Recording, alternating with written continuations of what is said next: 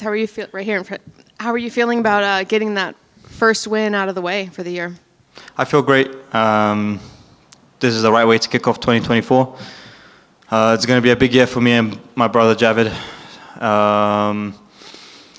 Taylor's a good opponent. I definitely felt like I leveled up in there through the fight camp and the fight itself. Ultimately, I feel like I passed with flying colors, so I'm very, very happy. Is there any pressure knowing this is the first fight of the year? I have to start out right, or do you not even think of that? Is that just something that we're thinking about? I think it's something kind of you guys play into maybe. For me, every fight is life and death. It doesn't matter if it's end of the year, beginning of the year. Every fight is the next most important fight. I dedicated, the last 12 weeks of my life, I dedicated to this fight non-stop. And I think it kind of showed today in the fight. I put a crazy pace in there, and I was ready for every single puzzle that Lapilus put in front of me. So, I really take this serious. I have the right people around me. My brother's like a great mentor, if you will. Like, he's a step ahead of me always, guiding me through this. I got Dewey Cooper and Jake Shields. So I feel like I've got the best team behind me. All the guys, big shout out to Ali Abdulaziz, my manager / coach. Mondays and Fridays, we're always training together. And just all my training partners, too many to name. Special thank you to Ode Osborne in this fight. He was a perfect Taylor Lapilus, southpaw, slick striker, So, I had a great camp. What did you think of your opponent? Were there any surprises, or was it as you kind of thought he would be? It was pretty much how I thought it would be, to be honest. It was actually pretty crazy how similar. I was telling my brother backstage, it was kind of like a simulation. Like, we've been doing all these simulations in camp, and it was like that, but obviously higher intensity, It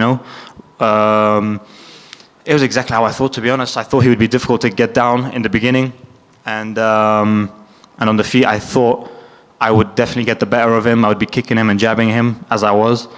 So there were no surprises in that regard. Like, game plan went pretty much exactly how we thought it would go. What about your next fight? Do you have a game plan in mind of when you want to fight again, or who you would like to fight next? Well, I don't have an idea of who I want to fight next, Let it be a step up, but regardless, it doesn't matter who it is, I'm constantly improving so much. I'm never worried about who it's going to be next. I'm just worried about improving myself when I get there. When it will be, let's see, I'm always ready. I'm always training hard. I'm always in shape. So whoever it is, they can all get it. And seeing as this is the first part of the year, do you have any goals in mind for the rest of the year? Have you kind of thought about where you'd like to see yourself at the end of 2024? Yeah, I've got one fight down in 2024. I'd love to have at least another 2 more. That would make sense. If I could be ranked by the end of the year, that would be nice. That's what I'm working towards. But like I said, man, I'm just so confident in my abilities. I know I'm going to get to the top of the mountain. It's just a matter of when, and it's just a matter of when the opportunity comes knocking, I'm ready to take it. So I focus on myself. That's one thing I did for this fight too. I stayed away from all the news, the Twitter, the comments and everything. My phone was pretty much on flight mode all fight week. I was just so focused on being in the moment, and in the fight itself is the most comfortable I ever felt in there. So I'm doing the right stuff, I think. Thank you so much. Thank you. You mentioned out there at the cage the Basharat show. For you, in your own words, what is the definition of the Basharat show? I think the Basharat show is you've got 2 guys who are 2 of the most complete fighters in the UFC, in the world of MMA. You want to stand up with us? No problem. We're going to pick you apart. You want to go to the ground? Okay, cool. We'll beat you there too. I feel like we are, the definition of this new age MMA where, I get asked all the time, like, you and your brother, are you guys strikers or are you grapplers? And I always struggle to answer that question. And I say both always because, today on the feet, I outstruck a legit striker and then took him to the ground and beat him on the ground. So I don't know. You guys tell me. You guys call it. I feel like we're complete MMA fighters. And the Basharat brothers are going to get some real good, entertaining fights always, high-paced action. That's awesome. That's a great question to struggle on answering. But obviously you said you want to be ranked by the end of the year, and you do want to step up. So if it was completely up to you, the very next fight, top 15 in your head as a goal? Yeah, I could absolutely fight a top 15 guy now. I feel like I'm absolutely ready. If I'm being completely honest, I thought Taylor Lapilus. I mean, this is his second stint in the UFC, but if I'm talking like caliber-wise, I feel like Taylor Lapilus is definitely top 15 caliber. I feel like there's people in that top 15 he beats. And I beat him so handedly, 30-27, you know. If you look at Taylor Lapilus' record, he's 19-3. First fight he lost was when he was like 4-0, 5-0 to a weathered Dagestani guy at a time, and it was a good fight. Second fight he lost to Eric Perez in Mexico City, a Mexican. Third fight he split decision, close fight. Third fight he lost was to a Russian in Russia, split decision. So this guy is never really out there, you know, getting walked. I feel like today I walked him. Today I steamrolled him, you know. So it's the first time he's ever really lost a proper decisive fight. Obviously, you put in a lot of work out here in Vegas, Extreme Couture. Nicholas Mota fought shortly before you. How cool is it for you guys to get wins like that close to each other? Yeah, that was great. You know, me and Nicholas were boys. He's one of the funniest guys I know. So I'm very happy for him because I cornered him in his last fight against Trey Ogden. And that fight finished controversially, but, you know, it wasn't going his way. So, and we just had me and him, we talked a lot after that fight. And he ended up taking this fight on quick turnaround. And I couldn't be happier for him. He's such a good guy. He works hard. And I haven't seen his finish because I was warming up. But I saw the reaction and everything. And I couldn't be happier for Nicholas. Obviously, fellow Extreme Couture fighter Sean Strickland defending his title next week. Nicholas said that Sean has gave him some good advice. Has Sean ever gave you or your brother a good piece of advice? No, I wouldn't say he's given us any good advice. We've had some funny conversations back and forth, but I wouldn't say from the top of my head, I can't recall any good advice. Congratulations on the win. Thank you. And I know we see your brother here. If you can, just sort of give me a breakdown prediction of his upcoming fight against Zahabi. Needless to say, I think he's going to win, but specifically, Javid he's a nightmare to fight.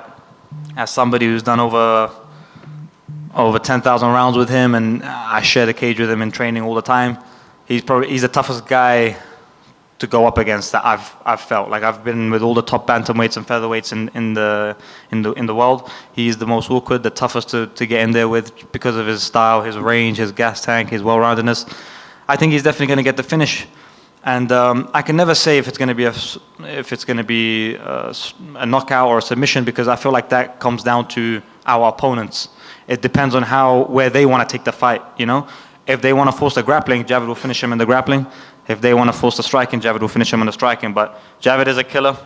Javid is, if you look at his record, he's got I think he's 15-0 with 12 finishes. So if there's one difference between me and Javid that you could say, I would say he's got that little bit more predator mindset where he just comes for the kill. So Javid is very dangerous.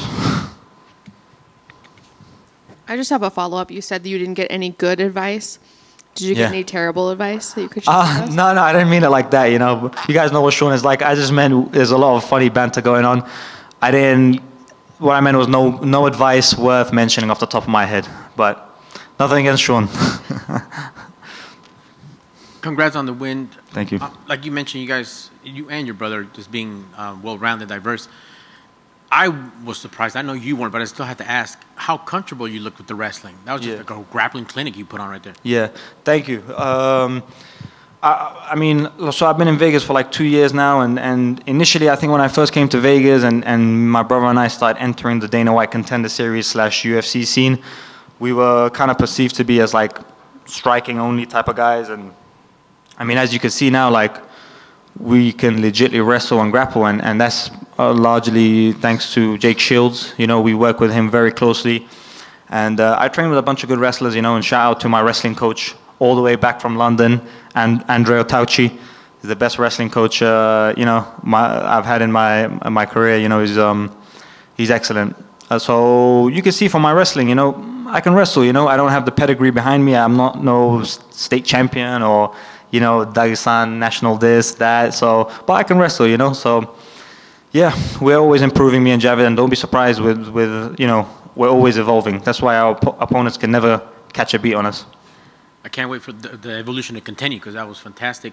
And I also was impressed that you had obviously the fight in the bag, but you didn't coast. You still went for that submission. How close was that? It looked like a Dars you had. Yeah, I think it was Anaconda.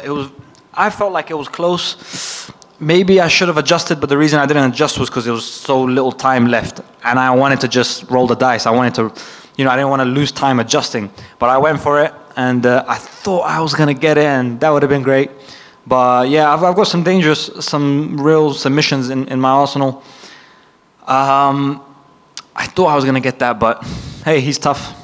Had it been around 4, needless to say, I think I definitely would have finished him. I felt like he was slowing down crazy, and I was just building and getting into my stride, if you will. In a couple months, they're gonna see in Miami that rematch. Just your opinion, your thoughts, maybe an analysis, real quick on that Cheeto and Sean O'Malley fight 135. Cheeto and Sean O'Malley. If I'm thinking about it right now from the top of my head, I would have to say I think Sean's improved. Sean's a bit cleaner. I think Sean's going to get it. Cheeto can make it rough. Ultimately, I think Sean is probably too clean for him. I'm going to go for O'Malley. I think O'Malley wins. Excellent. Thank you, sir. And last for me, how great is it and just motivating, driven, just keeps that fire going? You and your brother both being talented, carving out a legacy. Coach Dewey Cooper, obviously former Strikeforce champ with Jake Shields. Ngannou has his big fight in March. Like, how great is it to just be surrounded by so much talent and knowledge and just the students of the fight game? Yeah, exactly. Like, for me, first of all, I'm a big fan of this sport. I knew about Jake and doing all these guys before I ever came to Vegas, So, and I'm like initially, especially, now we're cool and everybody. Initially, I was kind of like a fanboy almost. Like we're in these sessions together. I'm on the pads with Dewey or like training with Jake, but I'm kind of like a fanboy. So, but I'm just so grateful, to be honest, And with me and Javid, it's like, like where we've come from, where our families come from, like it's a crazy story, and not too many people make it from where we've come from. There's millions of kids who never made it, and here we are, like doing something as crazy as MMA at the highest level, the UFC, and I'm so proud. I'm so proud of us, to be honest, and I'm very grateful for the team that we have around us, because I call it the dream team, because from as soon as we came to America 2 years ago, me, Javid, Jake, Dewey, that's been the core team. That's who's always cornering, and we've got other guys in the back too. But us four, we've been with each other now for 2 years and just undefeated, and inshallah it'll stay like that. And this dream team to be able to help you give other people that dream, people from your corner of the world to be like, yeah, you can do it. It's crazy to have this dream, but come with us. We did it. Why can't you? That's exactly it. That's the reason. That's the reason. It's a big motivation for us. Is I even said in my post-fight interviews, like me and Javid, we represent all you Afghans, because we're not like some far away. You can relate to us. We never came up we weren't born into like whatever, the upper class or anything like that. We were born in the villages. We lived in the refugee camps. We've lost countless people to the war, like millions of Afghans have. So I feel like people can relate to us, and it's just Afghans have so much talent. We've been unlucky the past few decades, but I feel like it's time that we can start making things happen, and not just in MMA, not just in sports, all over the world. We're some of the most gifted people on the planet, and I just want to inspire. I just want to push Afghans to keep doing great things. Excellent. Thank you, sir, for that. And shout out to the Dream Team. Thank you. Thank you. 12-0, baby.